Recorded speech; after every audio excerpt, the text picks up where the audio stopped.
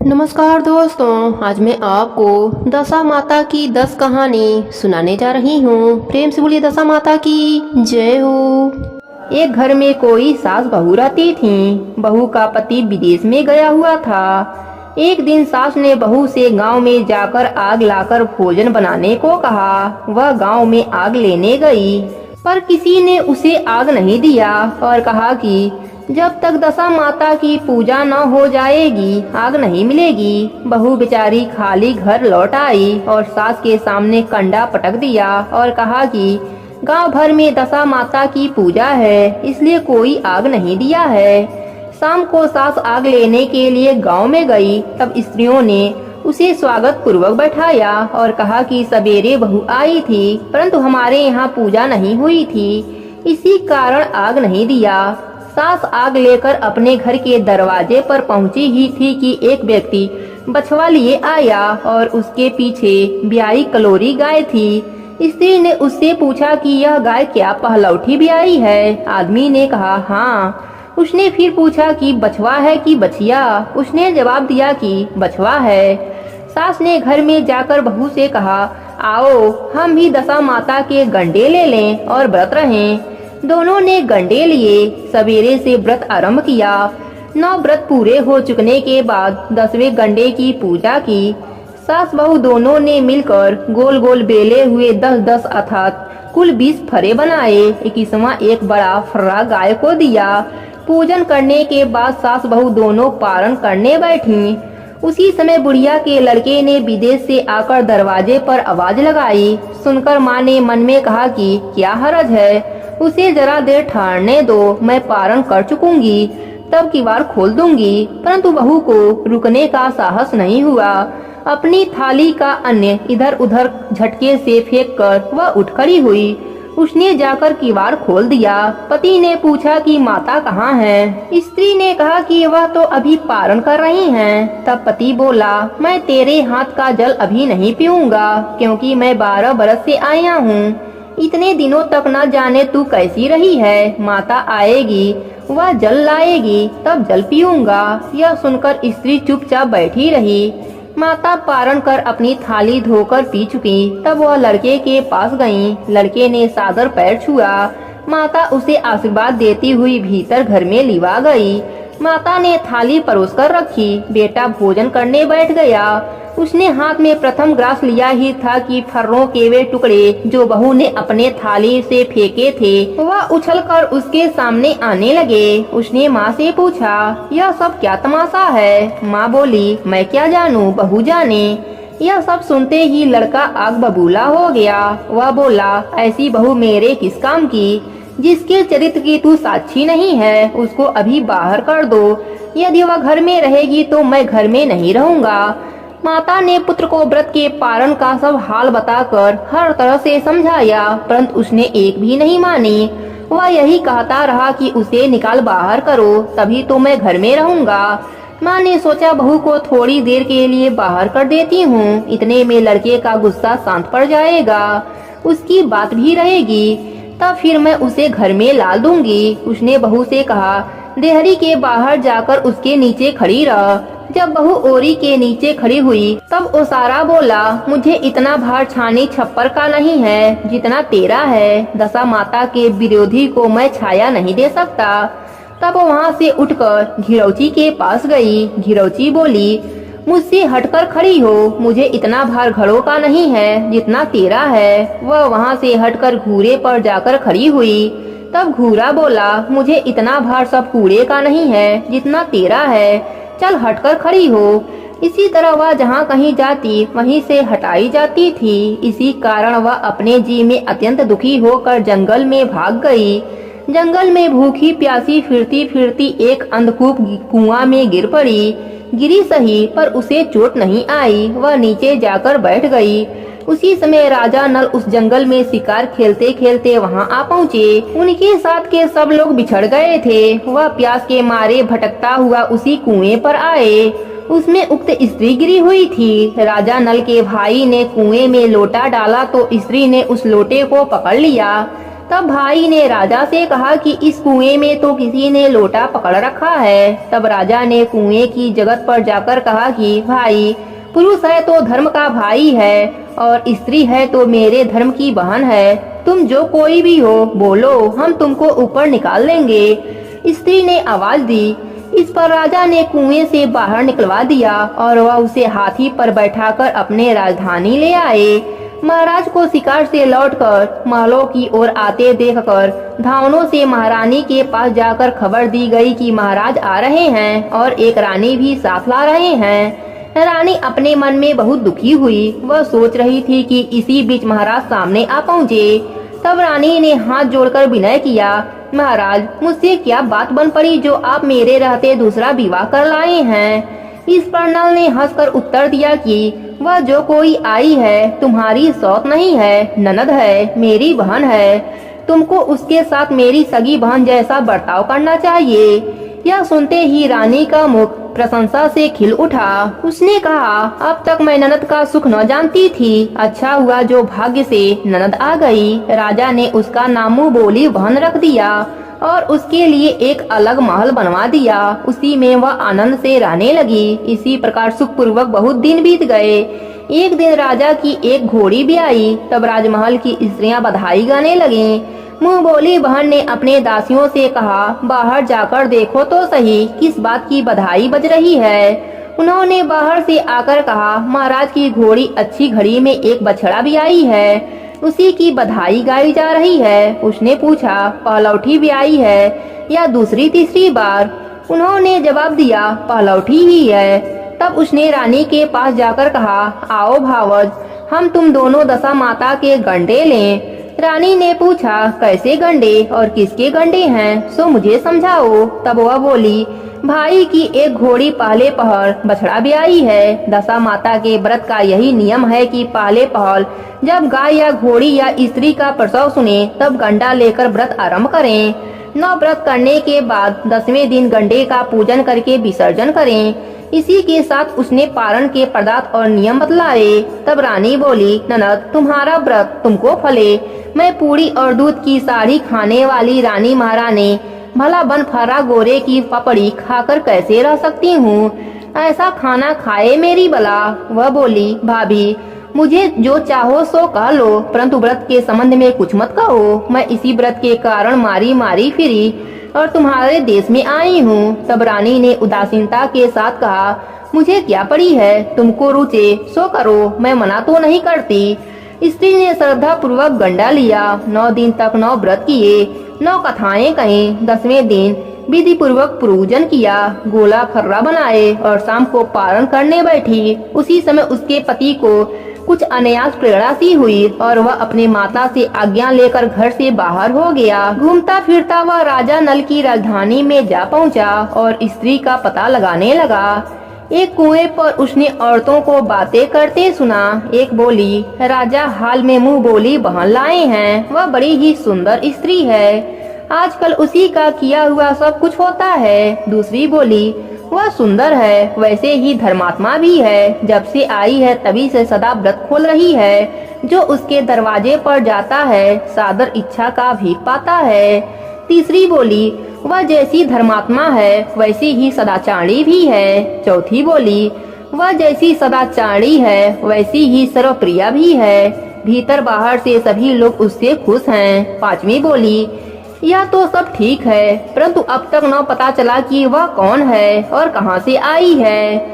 स्त्रियों की बात सुनकर वह साधु के भेष में राजा नल की मुंह बोली बहन के महलों के द्वार पर जा पहुंचा। वहां जो उसने आवाज लगाई तो क्षेत्र के प्रबंधक कर्ता उसे भिक्षा देने लगे। उसने भिक्षा लेने से इनकार कर दिया और कहा, तब क्षेत्र देने वाली खुद आकर भिक्षा देगी तब मैं लूंगा। तब लोगों ने उससे कहा, इस समय वह दशा माता का व्रत करके पारण कर रही है, जब निश्चित हो जाएगी तब तुमको भिक्षा देगी, तब तक ठहरे रहो। वह चुपचाप बैठा रहा। पारण कर लेने के बाद वह मुट्ठी में मोती भरकर लाई, परंतु सामने अपने पति को फल्ला फैलाए देखकर मुस्कुराती हुई लौट गई। दोनों ने एक दूसरे को अच्छी तरह पहचान लिया। रानी ने ननद को मुस्कुराते हुए देखकर पूछा, जिस दिन से तुम आई हो आज तक मैंने तुमको कभी हंसते नहीं देखा। आज इस विदेशी को देखकर हंसी क्यों आ रही है? उसने उत्तर दिया कि वह विदेशी हमारे घर का ही है। रानी ने पूछा, तब वह ऐसे क्यों आए? उसने कहा, अभी वह मेरा पता लगाने आए हैं। रानी ने राजा से कहा, तुम्हारी मुंहबोली बहन के घर से लोग आए हैं। राजा ने कहा, उनसे कह दिया जाए कि अभी यहाँ से घर जाकर वहाँ से अपनी हैसियत से आए, तब मैं बहन की विदाई करूँगा। तब वह अपने घर को चला गया। उसने माता से कहा, तुम्हारी बहू राजा नल के यहाँ उसकी बहन होकर रहती है, नित्य सदा व्रत देती है और नित्य नियम से दिन बिताती है। तब माता ने आज्ञा दिया कि तुम जाओ, उसे लिवा आओ। वह डोली, पीनस, वाले कहार आदि यथाचित सज धज के राजा नल के नगर में गया। राजा ने समधी की हैसियत से उसका स्वागत किया और कुछ दिन मेहमानी में रहकर विधि पूर्वक बहन की विदाई की। जब वह महल से बाहर निकलकर चलने लगी, तब महल भी उसके पीछे पीछे चलने लगा। तब रानी बोली, ननद जी तुम चली और मेरा महल भी ले चली, जरा लौटकर पीछे की ओर तक देखती जाओ। ज्यों ही उसने लौटकर देखा, त्यों ही राजा का संपूर्ण राशि वैभव लपसा लुप्त हो गया। वह स्त्री तो अपने पति के साथ जाकर आनंद से रहने लगी, परंतु राजा नल का यह हाल हो गया कि वे राजा रानी दोनों कमथी कमथी ओढ़े फिरने लगे। उनके रूपकार पत्थर से हो गए और उनके भोजनालय में पत्ते खड़खड़ाने लगे। तब राजा नल बोले, रानी जहाँ राज किया वहाँ इस दशा में नहीं रह जाता, इसलिए यहाँ से हट जाना ही उचित है। रानी पतिव्रता स्त्री थी। उसने राजा की आज्ञा मानकर उनकी विपत्ति में उनका साथ देना स्वीकार किया। राजा रानी दोनों महल से निकलकर चल दिए। चलते चलते एक गांव के पास पहुँचे। वहाँ बेर के वृक्षों में अच्छे अच्छे बेर लगे हुए थे। राजा रानी दोनों भूखे थे, इसलिए वे बेरों के नीचे जाकर बेर बीनने लगे, परंतु बेर लोहे के होते जाते थे।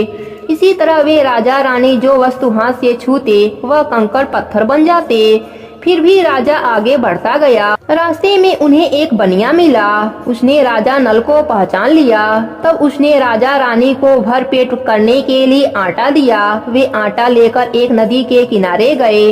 वहाँ रानी भोजन बनाने लगी और राजा स्नान करने लगा। उसी नदी में मछुआरे मछलियाँ पकड़ते थे। उन लोगों ने राजा को 4 मछलियाँ भेंट कर दी। रानी ने रोटियां सेक कर और मछलियां भून कर रखी। जब राजा आए और भोजन करने बैठे, तब रोटियां ईंट सी हो गई और मछलियां उछलकर नदी में चली गईं। वहां से चलकर वे अपने मुंह बोली बहन के यहाँ गए। बहन ने सुना कि उनके भाई भौजाई आए हैं। उसने पूछा कि कैसे आए हैं। रानी ने कहा कि लटके चिथड़ा, भूखे कुकुरा ऐसे आए हैं। और कैसे आए हैं, यह सुनकर उसे बड़ी लज्जा आई। उसने उन्हें एक कुम्हार के यहाँ ठहरा दिया। शाम को थाल सजाकर बहन खुद भाजवा से मिलने कुम्हार के घर गई। उसने सामने थाल रखा तो भाजवा ने कहा, इस थाल में जो कुछ भी हो कुम्हार के चक्के के नीचे रख दो और चली जाओ। वह थाल का सामान चक्के के नीचे रख कर चली गई। थोड़ी देर में राजा ने आकर पूछा, कहो बहन केवल क्या लाई थी? रानी ने कहा, आई तो थी पर कुछ लाई थी, मैंने इसी चक्के के नीचे रखवा दिया है। राजा ने जो वहाँ देखा तो कंकड़ पत्थरों के सिवा और कुछ नहीं मिला। राजा समझ गया कि यह सब कुदशा का कारण है। भला वह मेरे लिए कंकड़ पत्थर क्यों लाएगी? तब वे लोग वहाँ से भी चलकर अपने मित्र के घर गए। मित्र ने सुना कि उनके मित्र आए हैं तो उसने पूछा, कैसे आए हैं? इन लोगों ने कहा, अमरी ओढ़े कथरी बिछाए मांग मांग कर खाए ऐसे आए। और कैसे आए? मित्र ने दुखी होकर कहा, कोई हान नहीं, जैसे आए वैसे अच्छे आए। आखिर मित्र हैं, उनको महलों में लिवा आओ। मित्र ने बड़े आदर भाव से उनका स्वागत किया, भोजन कराया और एक कमरे में उनके सोने के लिए पलंग बिछवा दिया। उस कमरे में खूंटी पर 9 लखा हार टंगा हुआ था और पलंग की पाटी पर बुजुड़िया खाड़ा रखा था। आधी रात के समय राजा सो गए। रानी उनके पैर दबा रही थी। उसने देखा कि हार वाली खूंटी के पास दीवार में एक मोर का चित्र बना है। वह हार को धीरे धीरे निगल रहा है और खाड़ा पलंग की पाटी में समाता जाता है। रानी ने राजा को जगाकर दृश्य दिखाया। तब राजा ने कहा, यहाँ से चुपचाप भाग चलना चाहिए, नहीं तो सवेरे चोरी का कलंक लगेगा। तब मित्र को क्या मुंह दिखाऊंगा? निदान राजा रानी दोनों ही रात को उठकर भाग चले। राज दंपति चलते हुए एक अन्य राजा की राजधानी में पहुँचे। वहाँ अतिथि और भिक्षुओं को सदा व्रत दिया जाता था। राजा रानी भी सदा व्रत लेने गए। उस समय सदा व्रत बंद हो चुका था। वहाँ के अधिकारियों ने कहा कि यह लोग न जाने कहाँ के अभागे आए हैं, उन्हें देने के लिए कुछ भी नहीं बचा, फिर भी उन्हें मुट्ठी मुट्ठी चने दे दो। इस प्रकार अनादर और कुवाक्य सहित दान लेना अस्वीकार करते हुए राजा रानी वहाँ के दीना अध्यक्ष की निंदा करते हुए बोले कि ऐसी कंजूसी है तो सदा व्रत देने के नाम क्यों करते हो। इस पर दीना अध्यक्ष ने कहा कि यह भिक्षुक बड़े ही घमंडी मालूम होते हैं, भीख मांगते हैं और गालियाँ भी देते हैं, इनको हवालात में बंद कर दो। इस तरह राजा रानी दोनों को एक कोठरी में बंद कर दिया गया। मुट्ठी मुट्ठी चने दोनों को खाने के लिए मिलने लगे। जिस कोठरी में राजा रानी कैद थे उसी के सामने एक आम का रास्ता था। एक मेहतरानी राजा की घुड़सवार का पार्कवार उसी रास्ते से निकला करता था। एक दिन बहुत देरी से निकली। तब रानी ने पूछा, आज तुमने इतनी देर कहाँ लगाई। बोली, आज राजा की घोड़ी भी आई थी, उसी कड़ी कटहर में ज्यादा देर हो गई। रानी ने पूछा कि घोड़ी पहली बार भी आई है या दूसरी बार। मेहतरानी ने कहा, पहली बार। फिर रानी ने पूछा, बछड़ा हुआ है या बछड़ी। उसने जवाब दिया, बछड़ा हुआ है और अच्छी साइज में हुआ है। तब रानी ने राजा से कहा, एक बार मैंने तुम्हारी मुंह बोली बहन के गंडे का अनादर किया था, उसी दिन से अपनी दशा बदल गई, इसलिए आज मैं दशा माता का गंडा लेती हूँ। राजा ने कहा, सो तो ठीक है, परंतु यहाँ पूजा की सामग्री कहाँ से आएगी, कैसे नियम धर्म निभेगा। रानी ने कहा, वही दशा माता सब कुछ करेंगी, मैं तो उन्हीं का नाम लेकर गंडा लेती हूँ, फिर जो होगा देखा जाएगा। तब 9 तार राजा की पाग के और 1 तार अपने आंचल का लेकर रानी ने गंडा बनाया और उसी समय से व्रत ठान लिया। थोड़ी देर में राजा खुद घोड़ी का बछड़ा देखने के लिए उसी रास्ते से निकला। राजा ने नल दंपत्ति को कोठरी में बंद देखकर पूछा कि यह लोग कौन हैं, किस अपराध के कारण यहाँ बंद हैं। पहरेदारों ने कहा कि यह लोग भिक्षा लेने आए थे, आपको आशीर्वाद देने के बदले गालियाँ देते थे, इसी कारण दीना अध्यक्ष ने इन लोगों को कैद कर दिया। राजा ने कहा कि यह तो इनका कोई अपराध नहीं है, इनको मनोनीत भिक्षा न मिली होगी, इसी से गालियाँ देते होंगे। इनको संतुष्ट करना चाहिए या कैद कर देना चाहिए, इनको अभी कैद से बाहर निकाल लो। राजा के आज्ञा अनुसार उसी समय नल दंपति दोनों कोठरी से बाहर निकाले गए। राजा उनके पाँव में पद्म और माथे में चंद्रमा का चिन्ह देखकर पहचान गया कि यह राजा नल और रानी दमयंती हैं। तब उसने विनती भाव से क्षमा प्रार्थना की और उन्हें हाथी पर बैठाकर अपने महल में ले गए।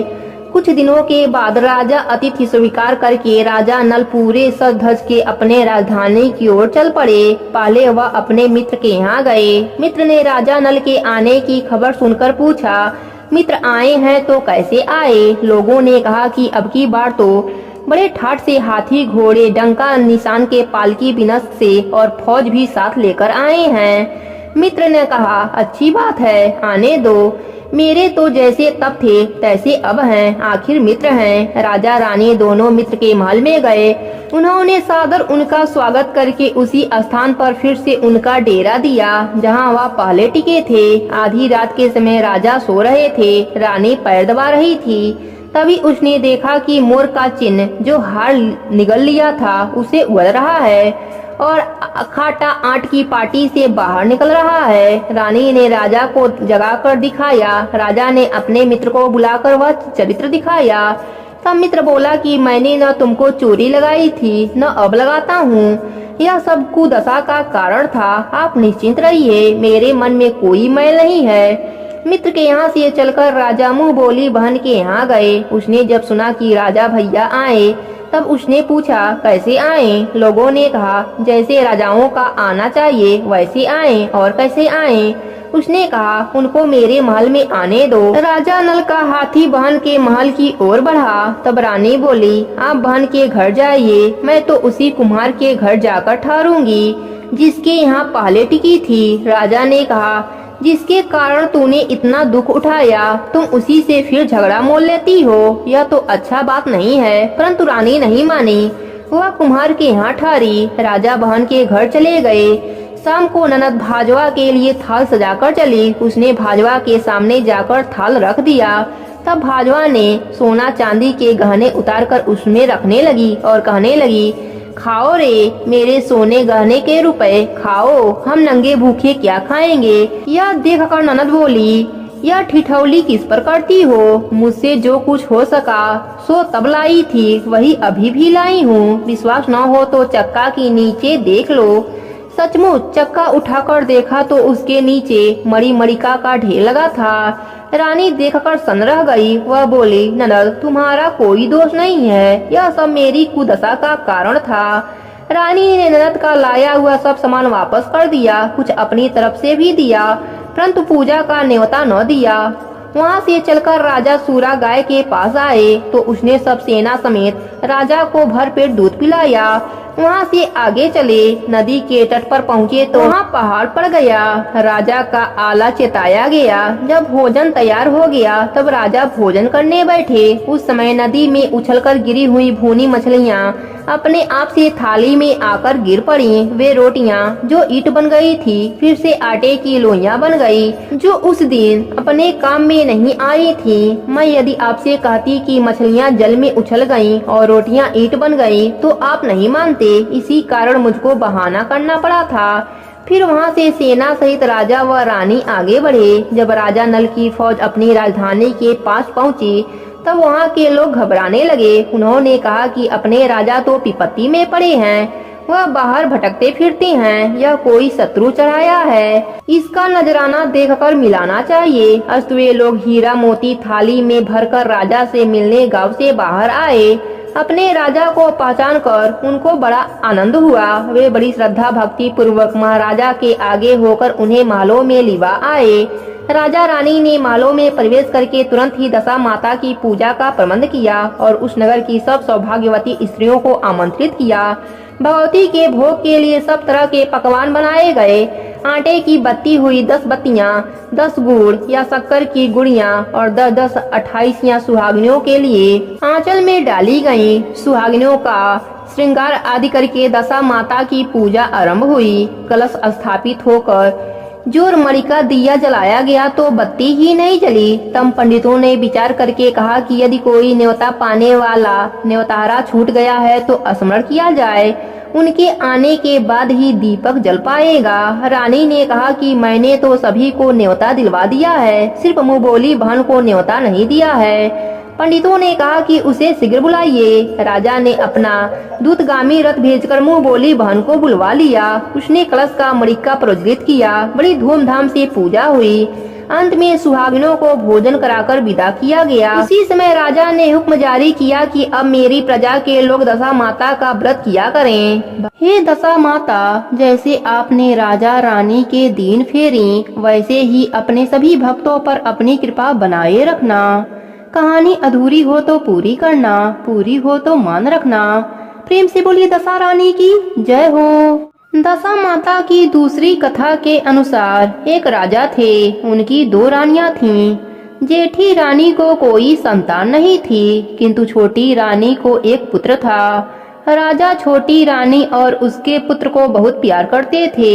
यह देखकर बड़ी रानी को डाह और ईर्ष्या होती थी। वह सौतिया डाह के कारण राजकुमार के प्राणों की प्यासी हो गई। एक दिन राजकुमार खेलता हुआ अपनी बे माता के चौक में चला गया। बी माता ने उसके गले में एक काला सांप डाल दिया। राजकुमार की माता दशा माता की व्रत करती थी। वह लड़का दशा माता का दिया हुआ था। अस्तु दशा माता की कृपा से लड़के के गले में पड़ा हुआ सांप अपने आप सरक गया। दूसरे दिन राजकुमार की बी माता ने उसे 20 के लड्डू खाने को दिए। वह लड्डू ज्यों ही खाने लगा त्यों ही दशा माता ने किसी दासी के भेष में प्रकट होकर लड्डू छीन लिया। 20 देने पर भी लड़का नहीं मरा। तब रानी को बड़ी चिंता हुई कि किसी न किसी तरह इसको मारना चाहिए। तीसरे दिन जब राजकुमार पुनः उसके आंगन में खेलने गया तब रानी ने उसे पकड़कर गहरे कुएं में डाल दिया। यह कुआं उसके आंगन में था। इस कारण किसी को कुछ पता नहीं चला कि राजकुमार कहाँ गया।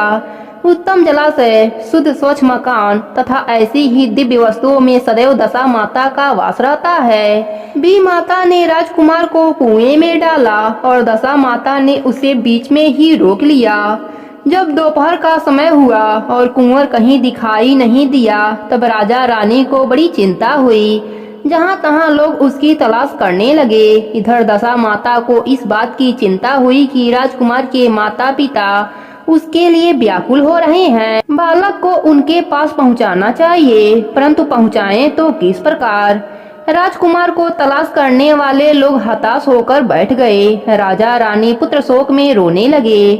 तब दशा माता एक भिखारी के भेष में कुंवर को गले से लगाए हुए राजद्वार पर पहुंची। राजकुमार को एक वस्त्र में छिपाए भिखारन ने भिक्षा के लिए सवाल किया। तब सिपाहियों ने उसे दुक्कार कर खदेड़ दिया। कहा, राजा का कुमार खो गया है और ऐसे में तुझे भिक्षा की पड़ी है, चल हट जा यहाँ से। तब दशा माता बोली, भाइयों, पुण्य का प्रभाव बड़ा होता है। यदि मुझे भिक्षा मिल जाए तो संभव है कि खोया हुआ राजकुमार भी मिल जाए। यह कहकर वह डेयरी के भीतर पैर रखने लगी। तब सिपाहियों ने उसे आगे बढ़ने से रोका। उसी समय दशा माता ने एक वस्त्र से बालक का पैर उतार दिया। सिपाहियों ने समझा कि अभी कुंवर उसके हाथ में है, उसे जाने दो और कुंवर को भीतर छोड़ आने दो। उधर से बाहर आने लगेगी तब पकड़कर बैठा लेंगे। दशा माता कुंवर को लिए भीतर चली गई। उसने राजकुमार को चौक में छोड़ दिया और वहाँ से वापस को चल दी, परंतु रानी उसे देख लिया। उसने डांट कर कहा कि खड़ी रह, तू कौन है? तूने 3 दिन से मेरे लड़के को छिपाकर क्यों रखा था? तूने ऐसा क्यों किया? ठहर जा, इसका जवाब तो देती जा। दशा माता उसी क्षण ठहर गईं। उसने कहा कि रानी, तुम्हारे पुत्र को चुराने छिपाने वाली मैं नहीं हूँ, मैं ही तेरी आराध्य देवी दशा माता हूँ। तुझे सचेत करने आई हूँ कि तेरी सौत तुझसे ईर्ष्या देश रखती है। वही तेरे पुत्र का घात करने की चिंता में लगी रहती है। तुझको उचित है कि अपने पुत्र को कभी उसके पास न जाने दे। एक बार उसने कुंवर के गले में सांप डाल दिया, उसे मैंने भगाया। दूसरी बार उसने विष का लड्डू खाने को दिया, उसको मैंने उसके हाथ से छीना। अब की बार उसने कुएं में डाल दिया, सो इस बार भी मैंने उसकी रक्षा की। इस समय भिखारन बनकर तुमको चेतावनी देने आई हूँ। तब रानी भगवती के पैरों में गिर पड़ी। उसने विनती भाव से प्रार्थना की कि जैसे कृपा करके आपने साक्षात दर्शन दिए हैं, वैसे ही अब आप इस महल में सदैव रहिए। मुझसे जो सेवा पूजा बनेगा मैं वह करूंगी। तब दशा माता ने उत्तर दिया कि मैं किसी के घर में नहीं रह सकती। जो श्रद्धा पूर्वक मेरा ध्यान स्मरण करता है उसी के हृदय में रहती हूँ। मैंने तुझे साक्षात दर्शन दिया। इसके उपलक्ष्य में तुम सुहागिनों को न्योता देकर उनका यथाविधि आदर सत्कार से भोजन कराओ और अपने नगर में तथा राज्य में ढिढोरा पिटवा दो कि सभी लोग मेरा गंडा लिया करें और व्रत किया करें। यह कहकर दशा माता अंतर ध्यान हो गईं। रानी ने शहर भर की सौभाग्यवती स्त्रियों को निमंत्रण देकर बुलाया। उपटन से लेकर शिरोभूषण श्रृंगार तक उनकी यथाविधि सुश्रुता करके गहने आदि देकर आंचल भरे और भोजन कराकर विदा किया। शहर और राज्य में भी ढिढोरा पिटवा दिया कि अब से सब लोग दशा माता के गंडे लिया करें। दशा माता के गंडे लेने से सभी के दशा सुधरने लगे। हे दशा माता, जैसे आपने इनकी दशा सुधारी वैसे ही अपने सभी भक्तों पर अपनी कृपा बना के रखना। कहानी अधूरी हो तो पूरी करना, पूरी हो तो मान रखना। प्रेम से बोलिए दशा माता की जय हो। दशा माता की तीसरी कथा के अनुसार एक साहूकार था। उसका बड़ा परिवार था, 5 बेटे, उनकी 5 बहुएं तथा एक लड़की थी। लड़की का विवाह हो चुका था, किंतु द्वागमन की विदाई नहीं हुई थी। इस कारण लड़की माता पिता के घर में ही रहती थी। एक दिन साहूकारनी दशा माता के गंडे लेने लगी। उसकी बहू ने भी गंडे लिए। उसी समय उन्होंने सास से पूछा कि ननद जी का भी गंडा ले लिया जाए। सास ने कहा कि अवश्य। तब वे बोली कि उनकी तो विदाई होने वाली है, यदि व्रत के पहले ही विदा हो गई तब। सास ने कहा कि मैं पूजा का सब सामान साथ में दे दूंगी, वह अपने घर जाकर पूजा कर लेगी। लड़की ने दशा माता का गंडा ले लिया, परंतु पूजन के पहले ही उसकी ससुराल से उसके पति आ गए। माता ने विधि पूर्वक लड़की की विदाई की और उसकी पालकी में पूजा का सामान रखवा दिया। जब वह अपने घर पहुंची तब वहां घर के आंगन में गलीचा बिछ गया। उसी पर जाकर बैठ गई। आस पड़ोस की स्त्रियां नई बहू को देखने में आईं। सब उसकी सुंदरता और गहने कपड़े की प्रशंसा करने लगीं। किसी की नजर सब कुछ छोड़कर उसके गले के गंडे पर जा पड़ी। वह बोली कि बहू की माँ बड़ी टुकटुकाइन है, इतना जेवर होते हुए भी 2 ताक सूत के उसके गले में क्यों पहना दिया है, सो समझ में नहीं आता।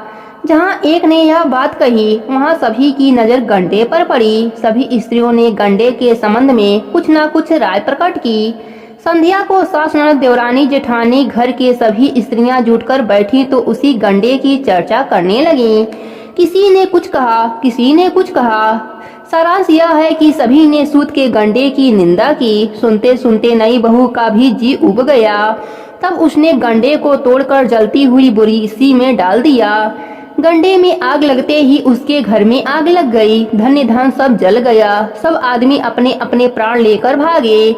उस जले घर में स्त्री पुरुष दोनों रह गए। बाकी सब 3-13 हो गए। घर का सामान जल चुका था, न खाने को अन्न था, न पहनने का वस्त्र। इस कारण दोनों जन भी गांव छोड़कर चल दिए। आगे स्त्री, पीछे उसका पति। दोनों चलते चलते उसी गांव में पहुँचे जहाँ की लड़की थी। उसने पति से कहा कि जब तक कोई जीविका नहीं है तब तक तुम भाड़ झोंक कर पेट भरो, मैं भी किसी घर मजदूरी करती हूँ। पति भाड़ झोंकने लगा और स्त्री कुएं के जगत पर जाकर बैठ गई। उस कुएं पर सारे गांव की स्त्रियां पानी भरने आती थीं। उस लड़की की भावज भी आईं और उसे वहां बैठा देखकर बोली कि बहन, तुम तो किसी भले घर की लड़की मालूम होती हो, बेकार क्यों बैठी हो, मेरे घर चलोगी? लड़की बोली, अवश्य चलूंगी, परंतु न तो नीच टहनी करूंगी, न खराब खाना खाऊंगी। बड़ी भावज बोली कि हमारे घर में तुम्हारे लिए नीच काम है ही नहीं। जब से हमारी ननद ससुराल चली गई है तब से हमारे बच्चे हैरान हैं। तुम उन्हीं को खिलाती रहना और हमारे घर से सीधा लेकर अपना भोजन बनाकर खाया करना। इसके राजी होने पर स्त्रियां अपने घर गईं और सास से बोली कि माताजी, कुएं की जगत पर एक अनाथ दुखियारी लड़की बैठी है। वह हमारे यहाँ रहने और तुम्हारे नाती खिलाने पर राजी है। तुम्हारी आज्ञा हो तो उसे रख लें। सास ने कहा कि खुशी से रख लो, परंतु इतना कह देती हूँ कि पीछे से कलह न करना। सब बहुओं ने कहा कि नहीं करेंगे। तब सास ने आज्ञा दे दी। वे दूसरी बार पानी भरने गईं और दुखियारी को अपने घर ले आईं। वह अपनी भावजों के लड़के बच्चे खिलाती और बना खा कर निर्वाह करती हुई रहने लगी। दैवात फिर से दशा माता के गंडे लेने का अवसर आया। सास ने कहा, बहुओं आओ, सब बैठकर गंडे ले लो। बहुओं ने पूछा कि क्या दुखिया को भी गंडा दे दिया जाए? सास ने कहा कि जब घर में रहती है तब उसको क्यों बाहर किया जाए, उसे भी गंडा ले लेने दो। तब बहुओं ने कहा कि इसी तरह रोकते रोकते तुमने ननद जी का भी गंडा ले लिया था। आखिर पूजा न हो पाई और उसकी विदाई हो गई। अब दुखनी को भी गंडा लिवाती हो। यदि पूजा होने से पहले अभी चली गई तब का होगा? सास बोली कि तब क्या हानि है, तुम्हारी ननद ने अपने घर जाकर पूजा की होगी। दुखनी पूजा होने तक यहाँ रहेगी तो अपनी पूजा में शामिल हो जाएगी और चली जाएगी तो जहाँ जाएगी वहाँ पूजा कर लेगी। सर्वसम्मत से दुखनी ने गंडा ले लिया। 9 दिन तक 9 कहानी होती रही। व्रत पूजन यथाविधि हुआ। 10वें दिन साहूकार की 5 बहुओं और उसकी सास ने सिर से स्नान किया। घर में गोबर से चौक लगाया। पूजा की तैयारी करने लगी। तब दुखनी बोली कि भाभी, मुझे फटा पुराना कपड़ा मिल जाए तो मैं भी स्नान कराऊं।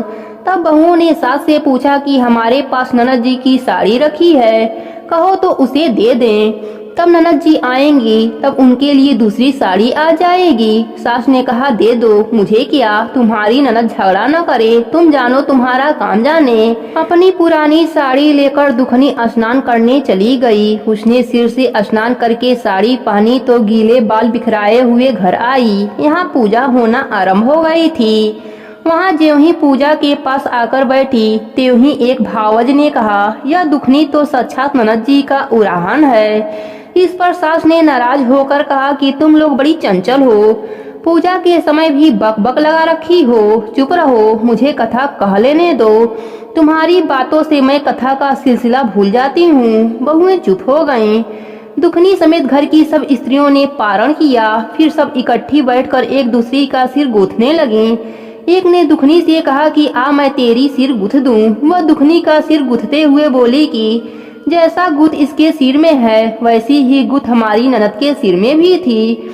इस पर साहूकारनी क्रोध होकर बोली कि मेरी लड़की अपने ससुराल में सुख देख रही होगी, उसकी तुम कहाँ इस दुखनी से उदाहरण देती हो। सास ने बहू को दुक्कार दिया, परंतु सबकी बात मन में लग गई। उसने दुखनी से कहा कि आज रात तुम मेरे पास लेटना। रात को जब बहुएं सो गईं, तब बुढ़िया ने पूछा कि क्यों दुखनी, तेरे नैहर में कोई कभी था। उसने जवाब दिया कि मेरे 5 भाई और भौजाई, तुम जैसी माँ और पिता भी थे। पुनः बुढ़िया ने पूछा फिर क्या हुआ। वह बोली कि मैंने अपने नैहर में दशा माता का गंडा लिया था, उसका पूजन नहीं हो पाया। ससुराल को विदा हो गई। वहाँ स्त्रियों ने मेरे गले में गंडा देखकर हंसी उड़ाना शुरू कर दी। तब मैंने उस गंडे को आग में डाल दिया। उसी गंडे के साथ हमारा घर जलकर भस्म हो गया। सब लोग 3-13 हो गए। हम दोनों जने भागकर यहाँ चले आए।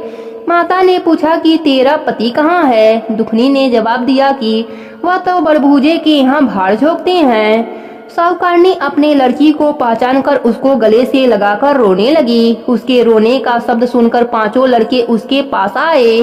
तब बुढ़िया ने कहा कि वह दुखनी कोई और नहीं, तुम्हारी सगी बहन है।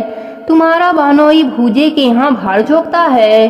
दशा माता के कोप से इसकी ऐसी गति हुई है। सवेरा होते ही 5 भाई भूजे के घर गए और जैसे तैसे बहनोई को पकड़कर घर लाए। उन्होंने उसका छौर कराकर स्नान कराया और उत्तम वस्त्र पहनाए। तब तो सुंदर साहूकार दिखाई देने लगा। कुछ दिनों ससुराल में रहकर जब वह अपने घर गया, तब उसने देखा कि घर के सब लोग पहले की तरह सुख में हैं। इसके बाद वह ससुराल आया। तब उसके सास ससुर ने दुखनी को उसके साथ विदा कर दिया। दुखनी अपनी दशा पर विचार करती हुई ससुराल जा पहुंची। तब मार्ग में उसे एक नदी मिली। उस नदी में स्नान करके अप्सराएं दशा माता का गंडा ले रही थीं। उनका एक गंडा अधिक था। उसमें से एक बोली कि यदि इस डोली में कोई उच्च वर्ग की स्त्री हो तो उसको गंडा दे दिया जाए। उन्होंने डोली के पास जाकर पता लगाया और दुखनी को गंडा दे दिया। जब दुखनी घर पहुंची, तब उसकी सास सूप सजाए, ननद कलश लिए और देवरानी जेठानी अन्य मांगलिक वस्तुएं लिए उसका स्वागत करने लगी। नेक दस्तूर हो चुकने के बाद दुखनी ने आसन पर बैठते ही कहा कि तुम लोगों ने तब की बार दशा माता के गंडे की निंदा की थी, इसलिए सबका बिछोर हुआ। अब घर धन धान से भर गया है। राम राम करके ठिकाने लगे हैं। अब की बार कोई भी मेरे गंडे की चर्चा न करना। तब मेरा व्रत हो, तब श्रद्धा पूर्वक पूजा करना। सबने खुशी से उसकी बात मान ली। 9 दिन कथा कहानियां हुई। 10वें दिन विधि से गंडे की पूजा हुई। सास सुहागने न्योता गईं। महावर आदि से उसका श्रृंगार कराकर आंचल भरे गए। इस प्रकार खुशी से दशा माता का पूजन हुआ। दशा माता ने जैसे दुखनी की दशा फेरी, वैसे ही अपने सभी भक्तों पर अपनी कृपा बनाए रखना।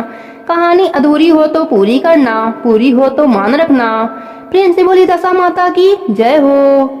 दशा माता की चौथी कथा के अनुसार एक राजा था। उसकी रानी बड़ी ही सुकुमारी थी।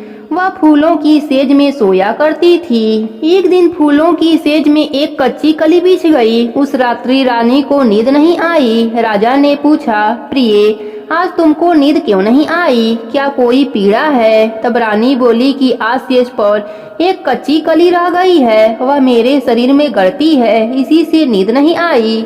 उसी समय ज्योति स्वरूप दीपक हंसा। यह देखकर राजा ने हाथ जोड़कर ज्योति स्वरूप से प्रार्थना की कि स्वामी, आप क्यों हंसे? कृपा करके इसका भेद बताइए।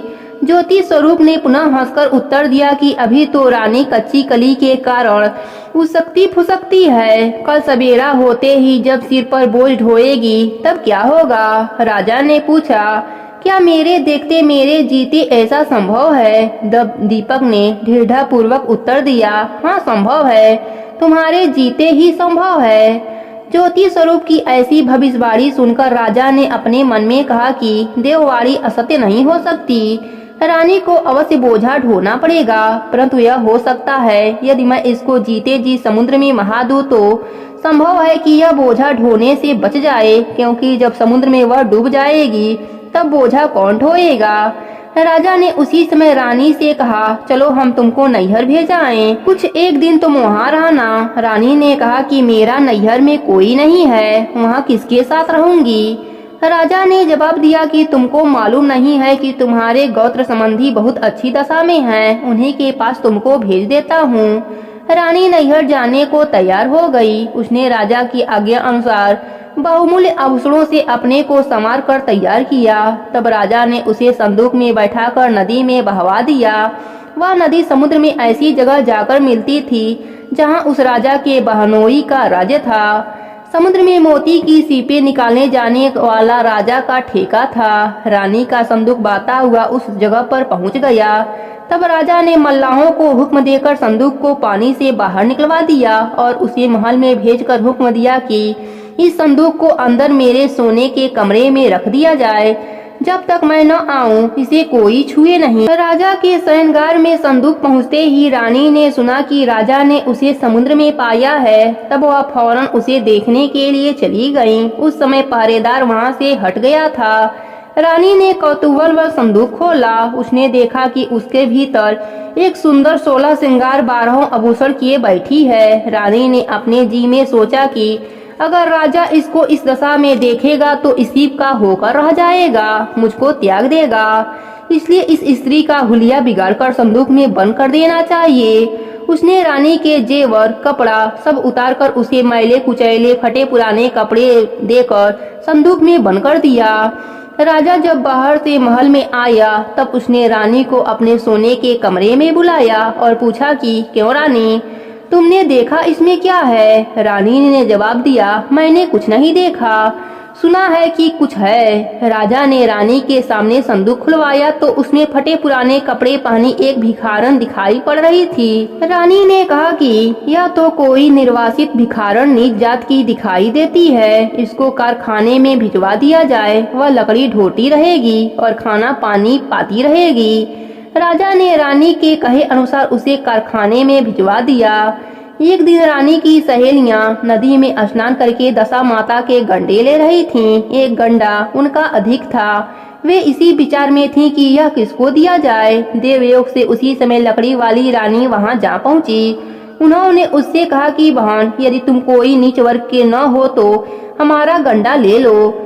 रानी ने कहा, मुझे गंडा लेने से इनकार नहीं है, परंतु मुझे तो खाने को भरपेट नहीं मिलता, तो मैं पूजा कैसे करूंगी। वे बोली कि तुम इसकी चिंता मत करो, हम रोज इसी जगह स्नान करने आया करेंगे, 9 दिन तक कथा कहानी कहा कहेंगे, तुम भी नित्य कथा सुन जाया करना।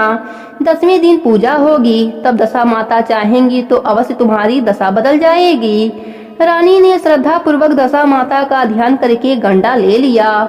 उसी दिन रानी के पति को यह चिंता उत्पन्न हुई कि रानी को संदूक में रख कर बहा तो दिया, परंतु उसका कोई समाचार नहीं मिला। किसी तरह उसकी जो करनी चाहिए। अस्तु राजा एक नौका पर सवार होकर नदी द्वारा यात्रा करता हुआ अपने बहनोई के यहाँ पहुँचा। संध्या को ब्यालू करके वह लौटने लगा। तब बहन से बोला कि मेरे हाथ पैर बहुत दर्द होते हैं, किसी दबाने वाले को बुला दो।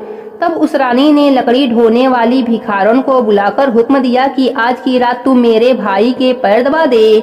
वह बड़े संकोच में पड़ गई। अपने जी में अनेक संकल्प विकल्प करती थी कि पर पुरुष का शरीर छूऊं तो कैसे छूऊं। रानी बार बार अपनी बात पर दबाव दे रही थी, इसलिए लाचार होकर उसे स्वीकार करना पड़ा। राजा के पैर दबाते दबाते रानी को उसके पांव का पंजा दिखाई पड़ा। रानी चुपचाप रोने लगी और उसके आंसू राजा के पैर पर टपकने लगे। तब उसने पूछा कि क्यों रोती है दासी, तू अपना भेद मुझे बता, मेरे कारण तुझे किसी प्रकार की हानि नहीं पहुँचेगी। तब वह बोली कि जैसा पंजा आपके पैर में है वैसा ही मेरे पति के पैर में था। पहले दिनों की याद आने से मुझे रुलाई आ गई। तब राजा बोला कि मैं समझ गया, अब तुम पैर मत दबाओ, आराम से सो। जो तुम्हारे भाग्य में लिखा था वह तुमको भोगना ही पड़ा। मैंने उसके टालने के लिए जो उपाय रचा था उसका उल्टा नतीजा निकला। तुमको मेरे जीते जी लकड़ी ढूंढनी पड़ी। राजा ने अपनी धोती उतारकर रानी को दे दिया। रानी एक कोने में पड़कर सो गई। सवेरा हुआ, दिन चढ़ाया, परंतु अतिथि राजा सोकर नहीं उठा। नौ पैर दबाने वाली दासी बाहर निकली। तब उसकी बहन को चिंता हुई। थोड़ी देर बाद दासी बाहर निकल आई और कारखाने में काम करने चली गई। रानी ने अपने भाई के पास जाकर उसे जगाया। तब वह बोला कि मेरे माथे में पीड़ा है, मैं अभी नहीं उठूंगा। इस समय मेरा जी बहुत व्याकुल हो रहा है, मुझे अधिक मत सताओ। रानी ने पूछा कि आखिर बात क्या है, कुछ तो कहो। राजा ने कहा कि बड़ी लज्जा की बात है। मैंने तुम्हारी भावज को जानबूझकर तुम्हारे पास इसलिए भेजा था कि यहाँ इसे आराम से रखा जाएगा, परंतु तुम उससे मजदूरों के पास लकड़ी ढुलवाती हो। क्या मैंने इसलिए इसे तुम्हारे पास भेजा था? तब बहन बहुत लाचार होकर बोली कि नदी में बाती बाती न जाने कौन कहां से चली आई है, अब जाना सो माना। यह कहकर उसने दासियों को भेजा कि उस लकड़ी वाली को चुपचाप मेरे पास बुला लाओ। जब दासी रानी आई तो उसकी भावज ने आदर पूर्वक उसके पैर पकड़े और विनती भाव से माफी मांगी। कुछ दिनों बहन के पास रहने के पश्चात राजा अपनी रानी को साथ लेकर राजधानी लौट आया।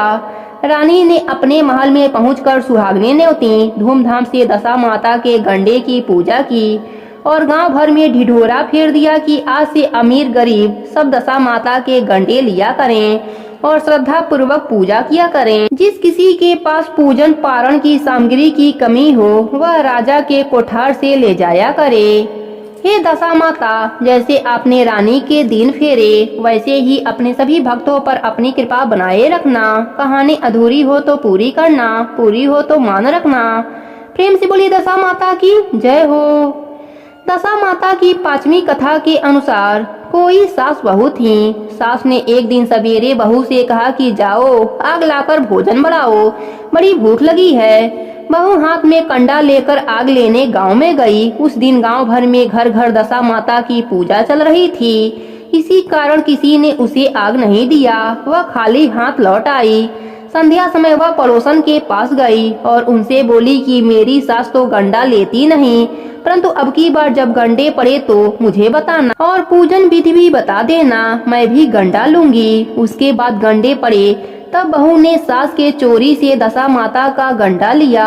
9 दिन तक उसने किसी न किसी बहाने पड़ोसन के पास जाकर कथा कहानियां सुनती रही। 10वें दिन उसे चिंता हुई कि अब पूजा कैसे होगी।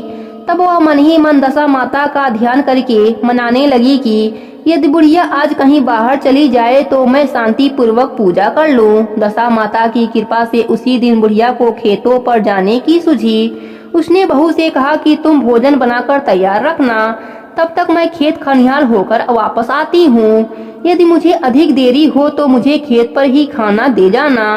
बहू तो यही चाहती थी। उसने सास की आज्ञा को सिरोधार्य करके कहा कि आप जाइए और घर का काम काज से निश्चित रहिए। जो ही बुढ़िया ने पीठ फेरी त्यों ही बहू ने पूजा की तब्दील लगाई। उसने सिर से स्नान करके विधिवत दशा माता की पूजा की। तदंतर वह पूजा की सामग्री मिट्टी के गोले में रखकर उसे भेंट कर सिराने के लिए ले जा ही रही थी कि बुढ़िया आ गई। उस वक्त बहू को जब और कुछ सूझा नहीं तो उसने जल्दी से उस गोले को छाछ की मटकी में छिपा दिया। उसने सोचा कि जब बुढ़िया फिर कहीं बाहर जाएगी तब गोला मटके से निकालकर सिरा आऊंगी। बुढ़िया ने आते ही बहू की खबर ली। उसने पूछा कि तू मेरे लिए खाना क्यों नहीं लाई, तब तक क्या कर रही थी? उसने जवाब दिया कि आज मैंने सिर से नहाया है, इस कारण रसोई करने में देरी हो गई। मैं थाल परोसती हूँ, भोजन कर लीजिए। बुढ़िया का गुस्सा कुछ शांत हुआ। वह पैर धोकर चौके में बैठी ही थी कि उसका लड़का भी आ गया। वह भी माता के साथ भोजन करने बैठ गया। बुढ़िया भोजन करके उठना ही चाहती थी कि लड़का बोला, मुझे तो छाछ चाहिए। बुढ़िया ने बहू से कहा, उठ छाछ दे दे। उसने कहा, मैं तो रसोई के भीतर हूँ, आप क्यों नहीं दे देती? बुढ़िया भोजन करके उठी, हाथ धोकर मट्ठा लेने गई, परंतु ज्यों ही उसने छाछ की मटकी उठाई उसमें कुछ खड़खड़ाने की आवाज सुनाई दिया। उसने हाथ डालकर देखा तो एक बड़ा सोने का गोला था। सास ने आश्चर्य से बहू से पूछा, अरे इसमें यह क्या है? इसे तू कहाँ से लाई है? यहाँ क्यों छिपा कर रखा है? मैं समझ गई, इसी से तू छाछ देने नहीं आई। इसका भेद बता, नहीं तो अभी तेरी खबर लेती हूँ। वह बोली, मैं क्या जानूं, मेरी दशा माता जाने। मैंने तुम्हारी चोरी से दशा माता का गंडा लिया था और तुम्हारी चोरी से पूजा की थी। तुम आ गई, इसलिए मैं गंडा सिराने न जा सकी। तब मैंने इसे छाछ की मटकी में छिपा दिया था। दशा माता ने उसे सोने का कर दिया, तो इसमें मेरी क्या गलती?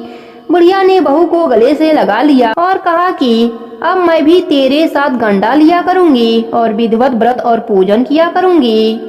हे दशा माता, जैसे आपने बहू पर अपनी कृपा करी, वैसे ही अपने सभी भक्तों पर अपनी कृपा बनाए रखना। कहानी अधूरी हो तो पूरी करना, पूरी हो तो मान रखना। प्रेम से बोली दशा माता की जय हो।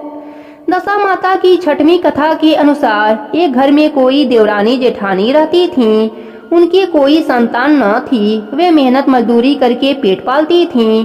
नेम धर्म व्रत पूजन कुछ भी नहीं करती थीं। एक दिन दोनों सवेरे सवेरे गांव में आग लेने गईं, परंतु किसी ने उनको आग नहीं दिया। उस दिन गांव भर में दशा माता का पूजन चल रहा था। दोनों खाली हाथ घर लौट आईं। एक दूसरे से कहने लगी कि आज तो गांव भर में दशा माता का पूजन है, कोई आग नहीं दे रहा है, क्या किया जाए? आखिर जेठानी बोली कि कुछ हानि नहीं है, आज अपने लोगों को भी व्रत सही। शाम को जब आग मिलेगी तब रसोई बनाकर खा लिया जाएगा। संध्या के समय जेठानी अपनी एक पड़ोसन के घर आग लेने गई। पड़ोसन उसे स्वागत पूर्वक बैठाया। जेठानी ने पूछा कि दशा माता का पूजन करने से क्या होता है? उसने जवाब दिया कि जिस बात की इच्छा करके गंडे लिए जाते हैं वह इच्छा पूरी हो जाती है। तब जेठानी बोली कि बहन, अब की बार जब गंडा पड़े तब मैं भी गंडा लूंगी और पूजन करूंगी। जेठानी आग लेकर पड़ोसन के घर से बाहर निकली ही कि गायें चरकर आती हुई दिखाई दी। ग्वाला पीछे पीछे आ रहा था। उसके कंधे पर एक बछवा था और एक गाय उसको चाटती हुई उसके पीछे पीछे आ रही थी। पड़ोसन ने पूछा, भैया तुम्हारी गाय पहली ब्यान है या दूसरी? उसने कहा पहली है। पुनः स्त्री ने पूछा कि बछवा है कि बछवी? ग्वाला ने जवाब दिया कि बछवा है। तब उसने जेठानी से कहा कि लो अब घर जाकर दशा माता का गंडा ले लो। 9 दिन तक कथा कहानियां सुनना, 10वें दिन सिर से स्नान करके पूजन करना। दशा माता चाहेंगी तो 10 दिन के भीतर ही तुम्हारी मनोकामना पूर्ण हो जाएगी। उसने अपने घर जाकर देवरानी को यह सारी बात बताई। निदान दोनों ने दशा माता के गंडे लिए और दशा माता का ध्यान स्मरण करके यह मनौती मनाई कि यदि हमारे संतान पैदा होंगी तो हम सुहागिनें न्योता करेंगे। दशा माता के गंडे की पूजा होने से पहले ही देवरानी जेठानी दोनों गर्भवती हो गईं। 9 महीने 9 दिन के बाद ही दोनों के गर्भ से सुंदर बालक जन्मे। बालकों के जन्म संस्कार के बाद ही देवरानी ने कहा कि लड़का होने पर सुहागिनें न्योतने की मनौती की थी, उनको न्योत देना चाहिए। जेठानी ने कहा, अभी ऐसी क्या जल्दी पड़ी है? जब लड़कों की अन्नप्राशन संस्कार होगा तब न्योत देंगे। जब लड़कों की परसी हुई तब भी देवरानी ने दुरैया की याद दिलाई, परंतु जेठानी ने फिर से टाल दिया और कहा कि जब लड़कों का मुंडन होगा तब सुहागिनें न्योती जाएंगी। होते होते कुछ दिनों बाद लड़कों का मुंडन हुआ। तब भी देवरानी ने जेठानी से कहा, परंतु फिर भी जेठानी ने कहा कि जब लड़के बड़े होंगे और सगाई होगी उस दिन सुहागिनें न्योत देंगे। लड़के बड़े हो गए, उनका सगाई संबंध भी पक्का हो गया। फिर भी जेठानी ने सुहागिनें नहीं न्योती। उसने कहा कि जिस दिन लड़कों की भावरे पड़ेंगी उसी दिन सुहागिनें न्योत देंगे, उत्सव के साथ पूजा होगी। तब देवरानी बोली कि बहन तुम चाहे जब करना, मैं तो मंडपाछावन के दिन ही सुहागिनें न्योत दूंगी। देवरानी ने जैसा कहा था वैसा ही किया। उसने मड़वा के दिन सुहागिनें न्योत दी, परंतु जेठानी ने कुछ भी परवाह नहीं किया। मंडछावन के दिन मातुका पूजन करके और बारात सजाकर दोनों दुल्हे ब्याहने चले। जिस लड़के की माता ने मड़वा के दिन सुहागिनें न्योती थी उसका विवाह बड़ी धूमधाम से सकुशल पूर्ण हो गया, परंतु जिसकी माता ने सुहागिनें नहीं न्योती थी उसको ठीक भावरों के समय दशा माता बीज मंडप से हरकर ले गईं। दुल्हा को सहसा गायब होते देखकर वर कन्या दोनों पक्षों में हाहाकार मच गया। उसकी बारात खाली हाथ घर वापस आई, परंतु लड़की की माता बड़े संकट में पड़ गई कि अब यह अधब्याही लड़की किसके सर मरी जाएगी। पास पड़ोस के चतुर स्त्रियों ने लड़की की माता को समझाया और ब्याह का जो सीधा सामान बचा हुआ था उसे उसी लड़की के हवाले कर दिया। लड़की मंगले भिखारी लोगों का सदा व्रत देने लगी। एक दिन एक साधु तीर्थ यात्रा करता हुआ उसी गांव की ओर चला आया। गांव से बहुत दूर घने से जंगल में एक बड़ा पीपल का पेड़ था। लोग ऐसे पेड़ को पारस पीपल कहते थे। उसी पेड़ में दशा माता का निवास था।